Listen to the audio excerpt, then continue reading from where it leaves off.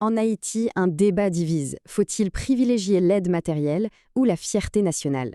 Et au cœur de cette question, de cette controverse, on trouve une jeune femme. Cette jeune femme, c'est Ariana, une influenceuse haïtienne qui fait beaucoup parler.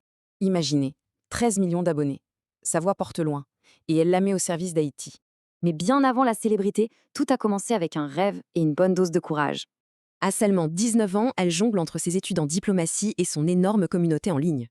Mais attention, on ne parle pas que de vidéos. Son travail, c'est du concret, c'est de l'action.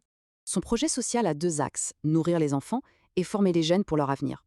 Le but, au fond, c'est de bâtir un autre avenir pour Haïti en misant tout sur sa jeunesse. Et puis, il y a sa présence en Afrique, un symbole puissant. Et c'est là que le débat prend feu. C'est ce qu'on appelle le soft power, influencé par la culture, pas par la force. Et pour Haïti, la toute première république noire, ce genre de symbole pèse lourd, c'est très puissant. La voir en Afrique, c'est comme un retour aux sources, un dialogue à travers l'océan et l'histoire. L'idée, c'est de changer l'histoire qu'on raconte sur Haïti, passer de la crise à la force. Mais tout ça, bien sûr, nous ramène à la question de départ, quelles sont les vraies priorités? Alors, regardons les deux camps, parce que sincèrement, les deux arguments se tiennent. D'un côté, on entend la fierté, ça ne remplit pas les estomacs. C'est une critique très directe.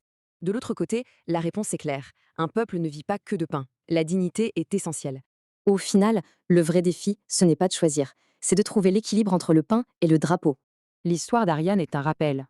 Une nation a besoin de pain, oui, mais aussi d'un besoin vital d'espoir.